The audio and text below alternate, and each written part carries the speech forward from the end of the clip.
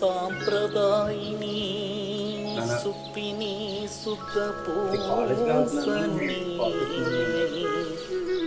ఎంత? 100 రూపాయల? నువ్వు కాలేజీకి వెళ్తున్నావు, ఎక్కడికి వెళ్తున్నావు? రోజు 100 రూపాయలు తీసుకెళ్ళిపోతున్నావు. అంటే ల్యాబ్ టెక్నీషియన్స్ వగేరా క్లాసు గ్రాఫ్ అని చాలా ఖర్చులు ఉంటాయి అన్న, అందుకే ఎక్కువ ఖర్చు అవుతుంది. లేకపోతే ఇంజనీర్ అవ్వంటే మామూలుగా అవుతారు. సర్లే, పర్సులో ఉంటే తీసుకోపోయి త్యాగరా. ఏంటి నిన్న మాధవరాంగులకి నిన్న రాజీవారి దగ్గర కనిపించావంట, నువ్వేనా? నేను సినిమాకి ఎందుకు వెళ్తానన్నా? నేను బుద్ధిగా కాలేజీకి వెళ్ళిపోతుంటే. నాకు తెలుసా నువ్వు కాదని, నువ్వు రోజు కాలేజీకి వెళ్ళిపోతుందే కానీ వాళ్ళ అబ్బాయితో తిరగమాక. ఆడు పెద్ద బోరం బొగ్గాడు. ఆడు నాకు అప్పుడప్పుడు శైలజ దగ్గర రాజీవారి దగ్గర కనిపిస్తూ ఉంటాడు. నువ్వు జాగ్రత్త, తిరగమాక. నా వాళ్ళ సినిమాకి వస్తాడు, నాకు తెలిసి చంపేస్తాడేమో.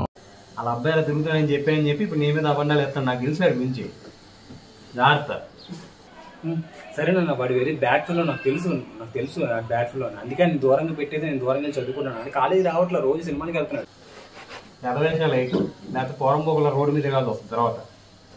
హలో, యాదగిరి అంటే మీరేనండి? యాదగిరి. నేను ఎవరు? సాయి కుమార్, మీ అబ్బాయినండి? నా కొడుకే. ఏమైంది? మీ అబ్బాయి అసలు కాలేజీ రావట్లేదండి. కాలేజీకి రావట్లేదా? ఎప్పటి నుంచి? ఇది కాలేజ్ స్టార్టింగ్ నుంచి కాలేజ్ రావట్లేదా? ఫస్ట్ రోజు వచ్చాడు అనుకుంటా అండి. ఓ, నేను జాయిన్ చేసిన రోజు వచ్చి టీవీ తీసుకు వెళ్ళిపోయాడా? సార్ మీరు ఫోన్ పెట్టండి, నేను చూస్తాను సార్. ఏమో పద్మ, ఏం పెంచుతున్నావండి కొడుకులు? ఏం పెంచుతున్నావు? ఈడేమో కాలేజీకి వెళ్ళడు, వెళ్ళాడంటే టీసీ తీసుకొని వస్తాడంట. వెళ్ళిన రోజే అది రాని, ఇంటికి రాని అమ్మ కొడుకులు ఇద్దరిని బయటికి కట్టేపోతే చూడు. ఈరోజు నీ వల్లే నా అలా తయారాడు. నీ వల్లే, నీ ట్రైనింగే మొత్తం, నీ ట్రైనింగే. నీకు కష్టపడి తెస్తుంటే దున్నపోతులా తిని కూర్చుంటున్నారు ఇద్దరు అమ్మ కొడుకులు ఇద్దరు. ఆ రాగాడు ఓ పులిహారు పోయినాడు, నా తిన్నావా నాన్న ఓ చూపించేస్తావు. ఆడు పోరం పోకలా తిని గాలి తిరుగుతున్నాడు. ఆడు మన తిరిగితే నేనేం చేయాలి? మీరు బయటికి వెళ్ళిపోతే కానీ మీకు తెలియదు వాల్యూ ఏంటో. నా వాల్యూ అప్పుడు తెలిసింది. బయటికి వెళ్ళి కష్టపడితే తెలుస్తుంది రూపాయి విలువ. వాడి ఫీజులు లక్షలు కడితే పోరం పోగులో తిరుగుతున్నాడు. ఓ నా కొడుకో అంటావు. రాని నా కొడుకు రాని ఇంటికి రాని అమ్మ కొడుకులు ఇద్దరిని గెంటేపో చూడు. బట్టలు కూడా ఉన్న బట్టలతో గెంటేస్తా బయటికి.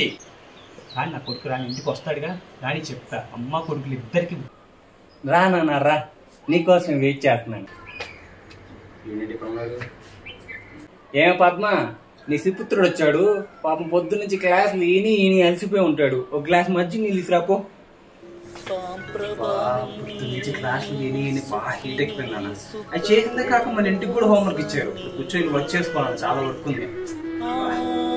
అట్లే కొంచెం లోపలికి వెళ్దులే, ఆగు నాన్న. ఏం చెప్పారు నాన్న క్లాస్ లో? అది ఈ రోజు బయాలజీ క్లాస్ జరిగింది నాన్న. ఓహో, ఎంపీసీలో బయాలజీ ఎప్పుడు పెట్టారు నాన్న? అంటే ఎంపీసీలో బయాలజీ కూడా ఈ మధ్య ఎంటర్ చేశారు నాన్న. రెండు కలిపి చదివేస్తా. ఓహో, నువ్వు 2 కోర్సులు కలిపి చదివేస్తున్నావా? ఈ మధ్య కోర్స్ థియరీ బాగా కొట్టి సైన్ ఆఫ్ థియరీ పెట్టారంట. నీకు ఏమో తెలుసా? బాగుందంటగా. అయినా మామూలు కట్టలేదు, కోర్సు మొత్తం కొన్ని పెట్టి సైనాస్ పెట్టారు, డీటెయిల్స్ పెట్టారు. మామూలు అట్లా నీకు ఎలా తెలుసు నాన్న? కాలేజీ నుంచి ఫోన్ వచ్చింది నాన్న, నువ్వు బాగా చదివేస్తున్నావు అంట.